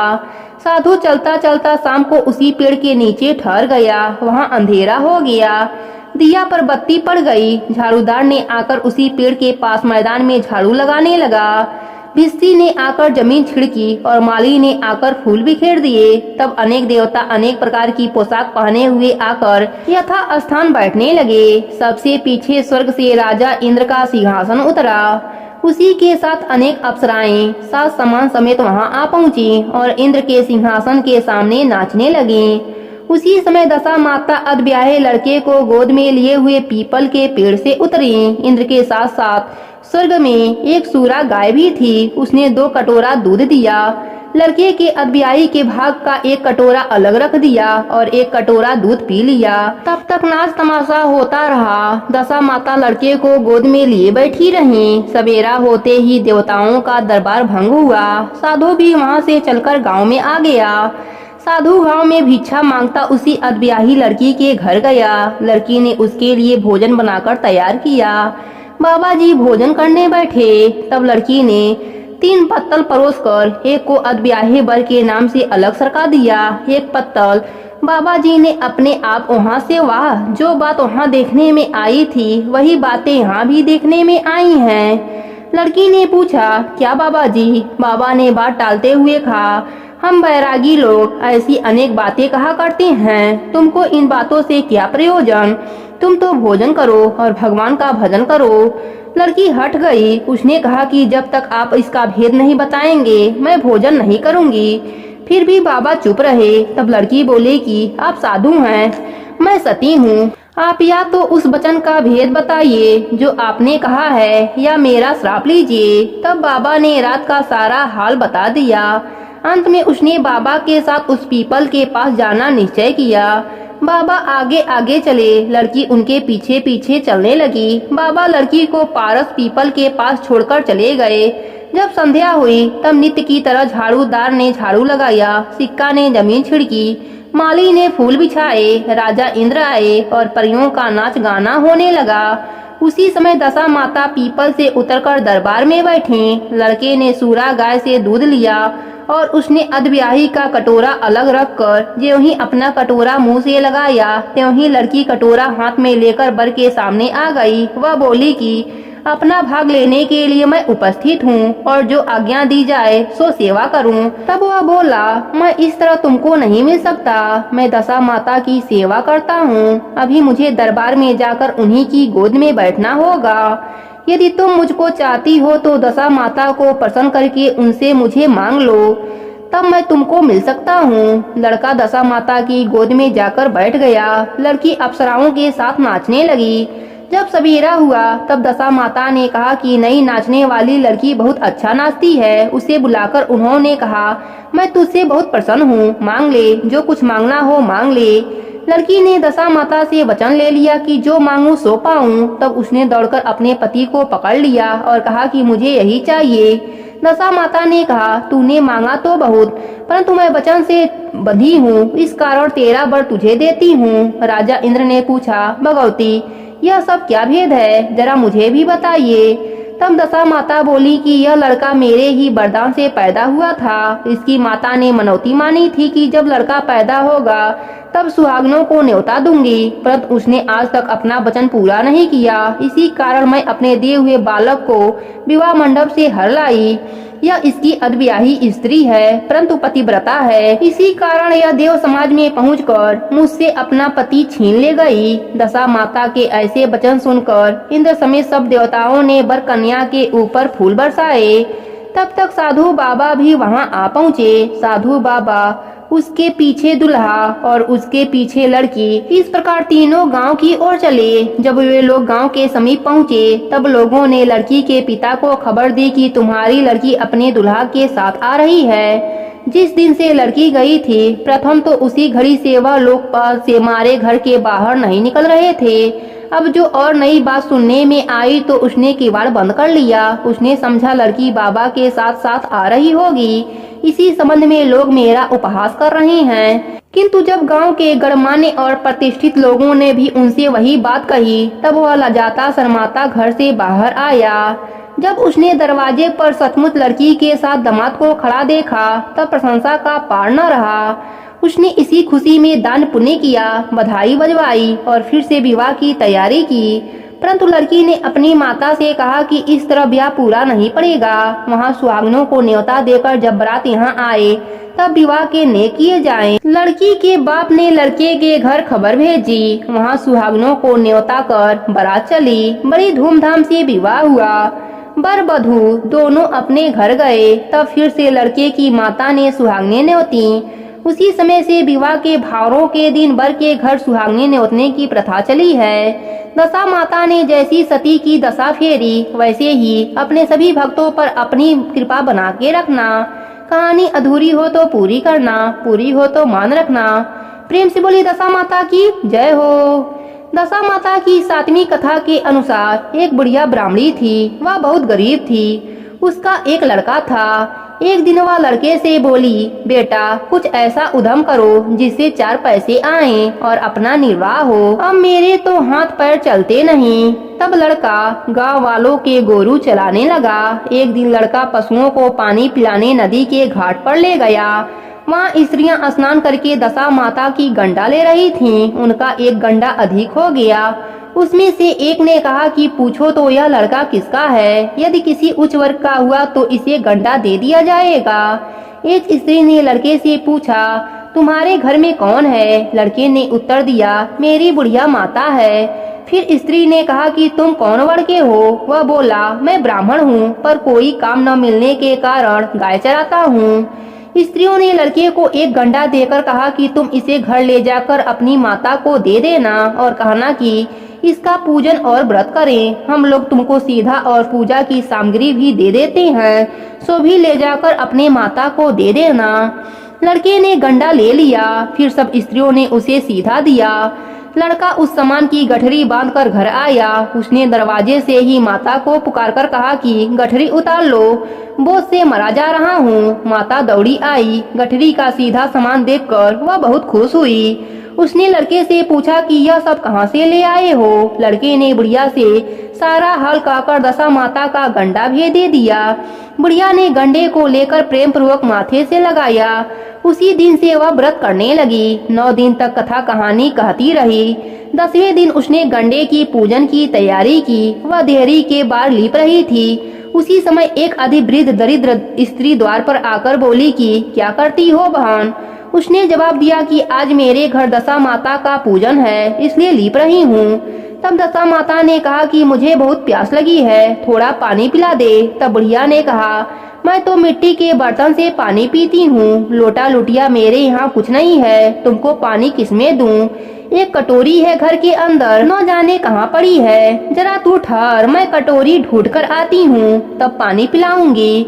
बुढ़िया हाथ धोकर कटोरी लेने अंदर गई। तब तक मैली कुचैली बुढ़िया, जो स्वयं दशा माता थीं, उसको घिरौची पर एक सोने का घड़ा रखकर अंतर ध्यान हो गई। बुढ़िया कटोरी लेकर किरौची के पास आई। वहाँ सोने का घड़ा देखा। वह बहुत घबराई और अपने मन में सोचने लगी कि यह रार कहाँ की बला उठाकर रख गई है, मुझे चोरी लगेगी, बुढ़ापे में इज्जत जाएगी। वह इसी चिंता में बुढ़िया की खोज में बाहर निकली। तब तक उसका लड़का आ गया।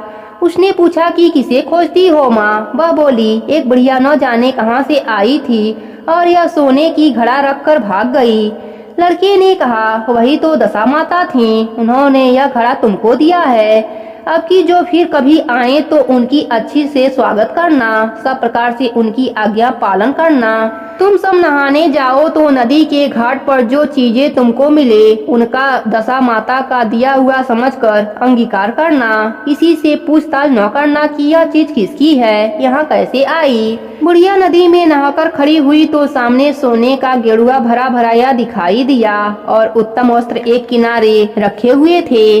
बुढ़िया ने किसी से पूछताछ किए बिना उन वस्त्रों को पहन लिया। गेरुआ हाथ में लेकर वह घर चलने को तैयार हुई। तब चार कहार डोली लिए आ पहुँचे और बुढ़िया से बोले कि यह डोली तुम्हारे लिए आई है, इसी में बैठकर घर चलो। बुढ़िया डोली में बैठकर घर आई तो देखती क्या है, जहाँ उसकी टूटी फूटी झोपड़ी थी वहाँ कंचन के महल खड़े हैं। बुढ़िया ने महल के भीतर जाकर श्रद्धा और भक्ति पूर्वक दशा माता के गंडे की पूजा की और अंत में हाथ जोड़कर यह वरदान मांगा कि महारानी, जैसे तुमने मुझको यह संपत्ति दी है वैसे ही मेरे लड़के का विवाह हो जाए, तब यह शोभा देगा। कुछ दिनों बाद लड़के का विवाह हो गया और बहुत ही सुंदर सुशील बहू घर में आ गई। तब बुढ़िया ने दशा माता से दूसरा वर मांगा कि जैसे मेरे बहू बेटा हैं वैसा ही नाती पाऊं। कुछ दिनों बाद बुढ़िया के लड़के को लड़का हो गया। एक दिन बुढ़िया ने बहू को समझाया कि मेरी यह संपत्ति दशा माता की दी हुई है, उन्हीं की कृपा से तुम भी इस घर में आई हो। यदि मैं मर जाऊं और कभी एक मौली कुचैली बुढ़िया तुम्हारे घर आए तो उसका विनय पूर्वक स्वागत करना। यदि उसकी नाक बाती हो उसे आंचल के छोर से पोंछना, घिन न करना, प्रार्थना करना कि हे माता, यह सब आपका दिया हुआ है। जब भी दशा माता के गंडे पड़े तब उनको अवश्य लेना और श्रद्धा पूर्वक उनकी पूजा करना। जब कभी तुम पर कोई संकट पड़े तब सुहागने न्योतना। दशा माता की कृपा से तुम्हारी सब इच्छा पूरी हो जाएंगी। कुछ दिनों बाद बुढ़िया मर गई। तब दशा माता ने सोचा कि अब चलकर देखना चाहिए कि वह सास के बचनों को कैसे पालती है। अतः वह एक वृद्धा भिखारिन का भेष धारण कर उसके घर आई। उन्हें देखते ही बहू उठकर खड़ी हो गई, पाँव पड़ी, दंडवत की और बालक को उसकी गोद में डाल दिया। उसकी ऐसी श्रद्धा भक्ति देखकर दशा माता ने आशीर्वाद दिया कि तेरी बुद्धि धर्म बुद्धि है, भगवान सदैव तेरा भला करेगा, भंडार भरपूर भरा रहेगा, कभी किसी बात की चिंता तुझे नहीं सताएगी, जो इच्छा करेगी सो फल पावेगी। हे दशा माता, जैसे आपने बुढ़िया और उसकी बहू पर कृपा करी वैसे ही अपने सभी भक्तों पर अपनी कृपा बना के रखना। कहानी अधूरी हो तो पूरी करना, पूरी हो तो मान रखना। प्रेम से बोली दशा माता की जय हो। दशा माता की 8वीं कथा के अनुसार एक राजा की 2 रानियां थीं। राजा की अति प्यारी रानी का नाम लक्ष्मी देवी था। इसी कारण राजा की दूसरी रानी पटरानी होने पर भी कुलच्छनी कही जाती थी। एक दिन लक्ष्मी रानी ने मान किया, वह काठ की पाटी ले मलिन वस्त्र पहनकर को भवन में जाकर लेट गई। राजा ने उससे पूछा, तुम क्या चाहती हो? वह बोली कि कुलच्छनी रानी को देश निकाला दे दिया जाए।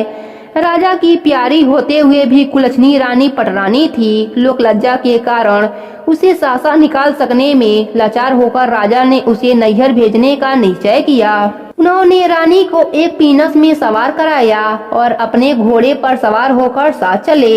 एक सघन वन में पहुंचकर राजा ने पीनस रखवा दी और कहारों को वहां से हटा दिया। इसके बाद वह घोड़ा दौड़ता हुआ अपने महल में जा पहुंचा। कुलच्छनी रानी को बाट देखते हुए अपने महल में जा पहुँचे। रानी को प्यास लग गई थी, इसलिए वह डोली के बाहर निकली। उसने देखा कि डोली एक पीपल के वृक्ष के नीचे रखी है। दूर तक कहीं आबादी का नामो निशान नहीं है। रानी ने आसपास पानी खोजा परंतु कहीं जलाशय दिखाई नहीं दिया। रानी एक सारस की जोड़ी को एक तरफ जाते देखा। वह उसी के पीछे पीछे चलने लगी। कुछ देर के बाद एक नदी के तट पर पहुंच गई। रानी ने उसी नदी में शौच आदि से निवृत्त होकर स्नान किया और जल पिया। जिस घाट पर रानी ने स्नान किया उसी घाट पर कुछ स्त्रियां स्नान कर रही थीं। स्नान करके उन्होंने दशा माता के गंडे लिए। उनके पास एक गंडा अधिक था। एक ने रानी से गंडा लेने को कहा। रानी गंडा लेकर वहां से चली आई और अपने डोली में आकर बैठ गई। थोड़ी देर में दशा माता एक बुढ़िया का भेष धरकर आई और रानी से बोली कि बेटी यहाँ क्यों बैठी हो? रानी ने पूछा कि पहले तुम बताओ कि तुम कौन हो? बुढ़िया ने कहा कि मैं तेरी मौसी हूँ। तब रानी उसके गले में लिपटकर रोने लगी। उसने विपत की कहानी अधोवांत बुढ़िया को कह सुनाई और अंत में यह कहा कि अब मुझे केवल तुम्हारा ही आश्रय और भरोसा है। दशा माता की कृपा से उसी जगह माया का शहर बस गया। रानी ने भाई भौजाई आज सारा नैहर आपस में प्रकट हो गए। रानी ने अपने परिवार में मिलकर 9 दिन तक दशा माता के महात्म की कथा कहानियां कही। 10वें दिन गंडे की पूजा होनी थी। उसी दिन सवेरे दशा माता ने कहा कि तुम आज नदी में स्नान करने आओगी। जहाँ तुमको जो स्वर्ण कलश मिले उसको ले लेना और जो डोली तुमको लेने आए उसमें तुम निसंकोच सवार हो जाना। किसी प्रकार का संकल्प विकल्प में पड़कर यह मत पूछना कि यह डोली किसकी है। रानी नदी में स्नान करने गई। वह स्नान करके जल से बाहर निकली तो किनारे 2 साने के कलश रखे दिखाई दिए। उन्हीं के पास सुंदर रेशमी वस्त्र संवारे रखे हुए थे। रानी ने वस्त्र बदलकर घड़े भरे और ज्यों ही अपने स्थान की ओर चलना चाहा त्यों ही एक डोली सामने से आता दिखाई दिया। रानी समझ गई कि हो ना हो इसी डोली के बारे में मौसी ने मुझे सूचना दी थी। वह फौरन डोली में सवार होकर अपने घर गईं।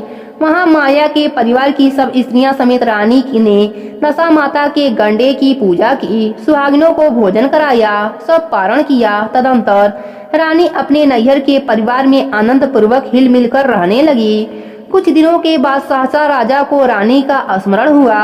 उसके ध्यान में आया कि कुलछनी रानी को जिस दिन से मैं जंगल में छोड़ आया हूँ उसी दिन से आज तक उसका कोई समाचार नहीं मिला। चलकर देखना चाहिए कि उसकी क्या गति हुई है। जब वह रानी को खोजने के लिए चलने लगा तब मंत्रियों ने समझाया कि अब रानी को आपसे मिलना नहीं हो सकता।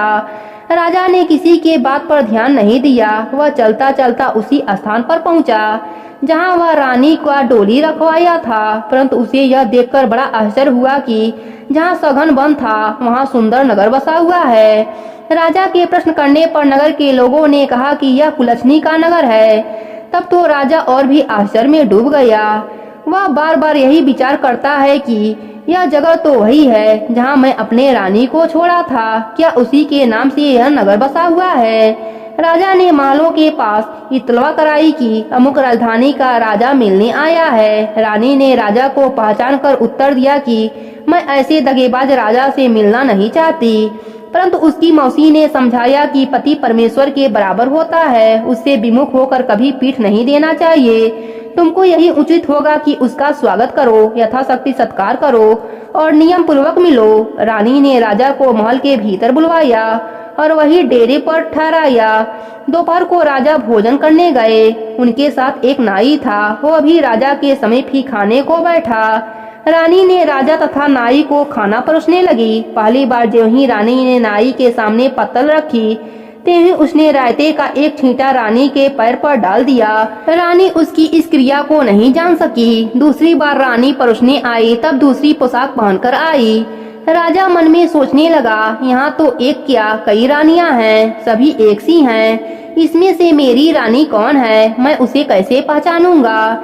डेरे पर जाकर राजा ने नाई से कहा, यहाँ तो कई रानियां हैं, यह कैसे मालूम होगा कि मेरी रानी कौन है? नाई बोला, रानी तो एक ही है, वह पोशाक बदल बदल कर परोसने आई थी।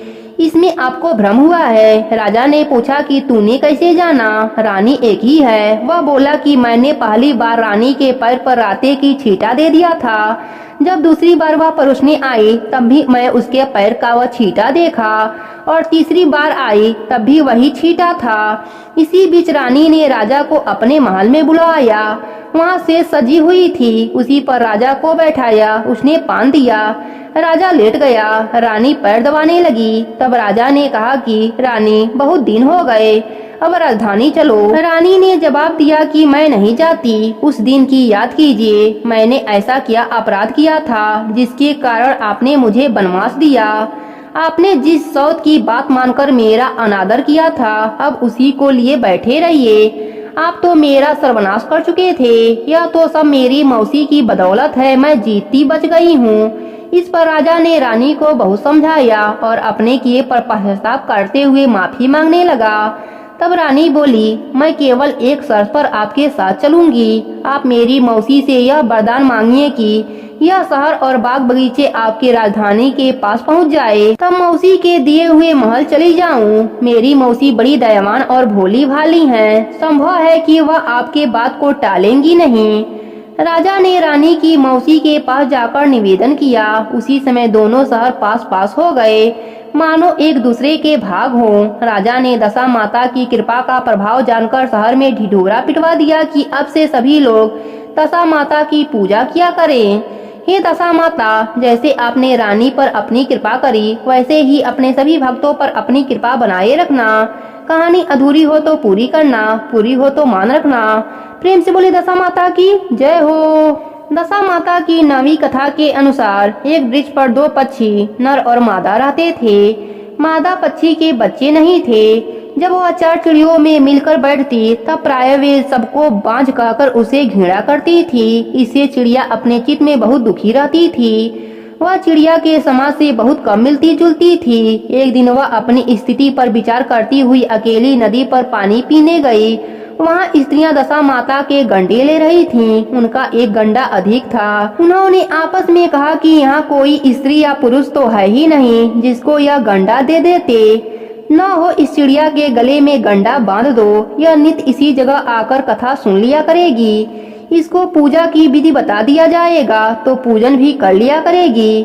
तदनुसार चिड़िया के गले में गंडा बांधकर उसे समझा दिया। 9 दिन तक बार बार तू इसी जगह आकर कथा सुन लिया करना। 10वें दिन 21 गेहूं लाकर एक गेहूं दशा माता के नाम से नदी में डाल देना।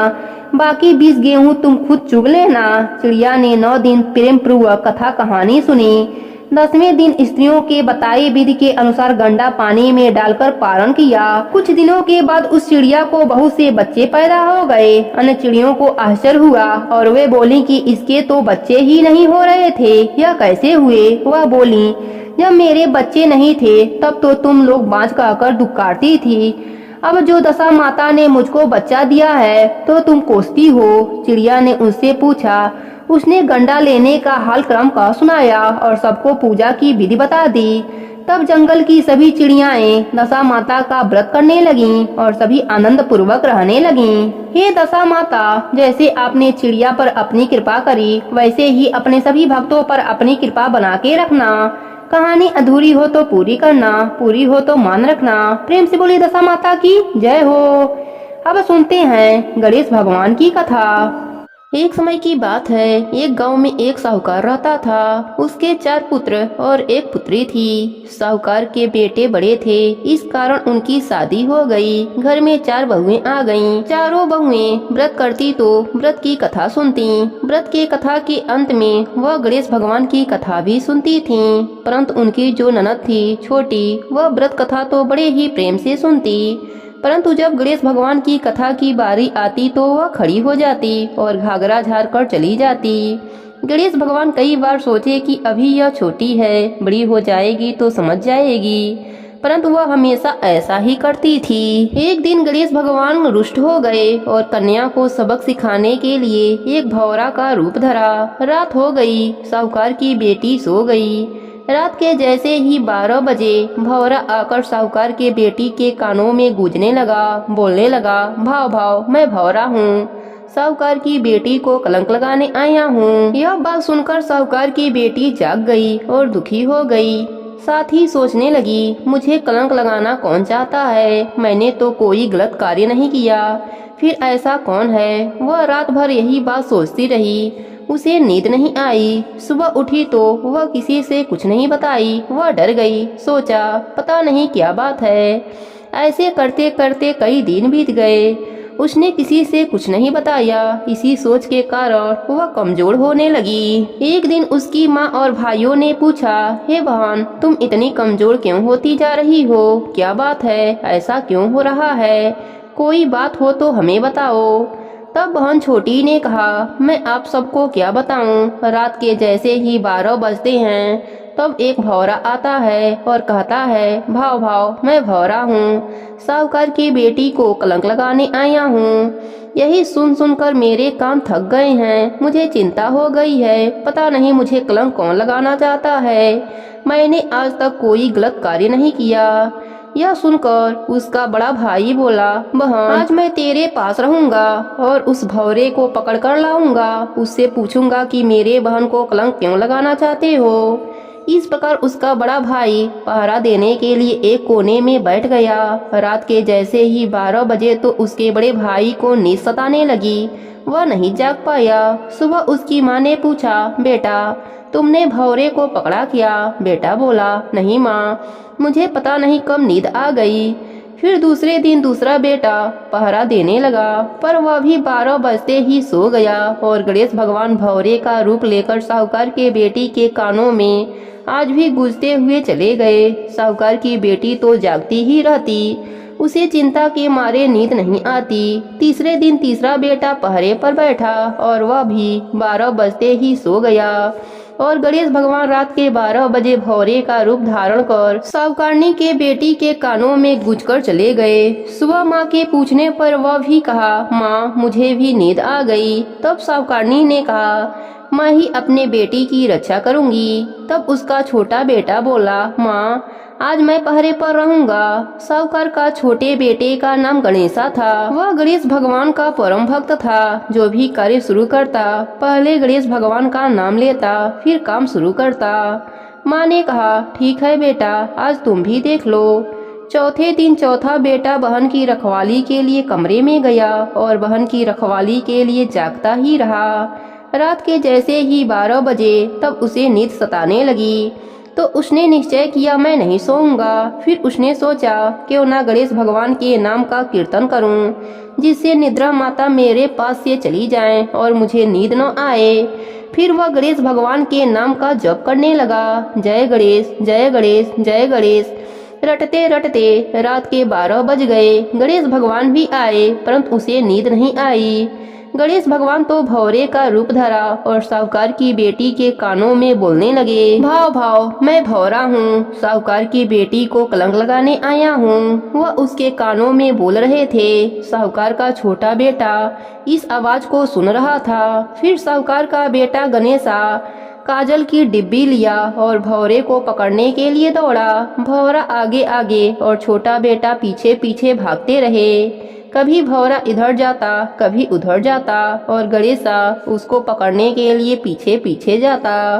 आखिर में गणेश भगवान को उस डिब्बी में बंद होना पड़ा और गणेशा भौरे को डिब्बी में बंद करके अपने तकिए के नीचे रख कर सो गया। सवेरे उठा तो अपने माता पिता को प्रणाम करके बोला, माँ आज मैंने उस भौरे को पकड़ लिया है। जो बहन को कलंक लगाने आता था उसको मैं पकड़कर डिब्बी में बंद कर लिया है। माँ और पिताजी दोनों प्रसन्न हुए और बोले, दिखाओ वह कौन है।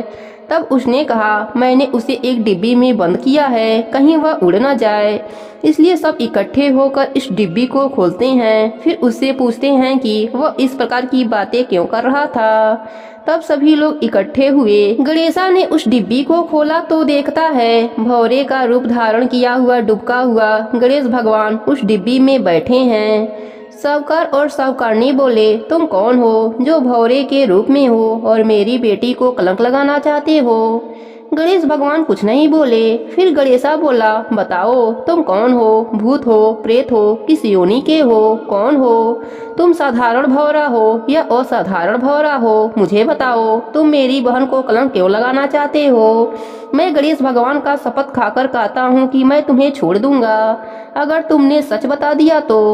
तब गणेश भगवान जो कि भौरे का रूप धारण कर रखा था, वह मन ही मन प्रसन्न हुए। मेरा ही शपथ खाता है मुझे ही छोड़ने के लिए और मुझे ही पकड़ रखा है, मेरा ही नाम सुमरन करता है। अब मैं तुम्हारे संकट को कैसे दूर करूं, क्योंकि आज तो मैं स्वयं संकट में हूँ।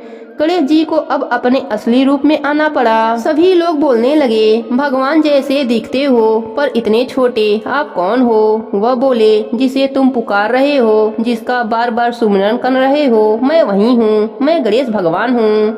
तब साहूकार का छोटा बेटा गणेशा बोला, अगर आप गणेश भगवान हैं तो आप इतने छोटे कैसे हैं, हमें बताइए। आप मेरी बहन को कलंक क्यों लगाना चाहते थे। तब गणेश भगवान ने अपना रूप बढ़ाया। वह डिब्बी से बाहर आए। गणेश भगवान ने वह रूप दिखाया जिनका माता पार्वती दर्शन करती हैं, शिव जी जिनको गोद में बैठाते हैं। ऐसे गणेश भगवान का दर्शन करके सभी परिवार वाले उनके श्री चरणों में गिर गए और बोले, हमसे बहुत बड़ी गलती हो गई जो हमने आपको डिब्बी में बंद कर दिया। परंतु प्रभु, आपको भौरा बनने की क्या आवश्यकता पड़ी। आपने इतना छोटा सा रूप क्यों धरा और मेरी बेटी को कलंक क्यों लगाना चाहते थे। गणेश भगवान बोले, मैं तुम्हारी बेटी पर अप्रसन्न हूँ क्योंकि उसने मेरी कथाएं नहीं सुनती। तुम्हारी सभी बहुओं ने मिलकर कथा कहानी कहती और सुनती हैं। जब मेरी कथा की बारी आती है तो तुम्हारी बेटी घाघरा झाड़ कर खड़ी हो जाती है और वहाँ से चली जाती है। मेरी कथा इसने कभी भी बैठकर ध्यान लगाकर नहीं सुनी, इसलिए मैं इससे अप्रसन्न हूँ, उससे नाराज हूँ। इसलिए उसे यह बताने के लिए उसके पास आकर उसको कलंक लगाने की बात करता था। मैं किसी को कलंक नहीं लगाता, परंतु मैं उसे यह एहसास कराना चाहता हूँ कि वह मेरी पूजा से बेमुख हुई है। तब सभी परिवार वाले और उसकी बहन गणेश भगवान के चरणों में गिर गए और बोले, आज से हम आपकी कथाएं अवश्य सुनेंगे। सभी व्रत के कथा के अंत में आपकी कथा अवश्य सुनेंगे। गणेश भगवान प्रसन्न हो गए और बोले, आज के बाद जो भी मनुष्य मेरी इस कथा को सुनेगा, मैं उसकी सारी संकट दूर कर दूंगा, उसका घर अन्य धन से भर दूंगा। इस प्रकार गणेश जी की सभी लोग जयकारा लगाने लगे। गणेश जी साहूकार का घर अन्य धन से भरकर अंतर ध्यान हो गए। हे गणेश जी महाराज, आज जो भी आपकी इस कथा को सुन रहा है, उसके व्रत को पूर्ण कर देना, उसका घर अन्य धन से भर देना। अपनी सदा कृपा बनाए रखना। कहानी अधूरी हो तो पूरी करना, पूरी हो तो मान रखना। प्रेम से बोले गणेश भगवान की जय हो।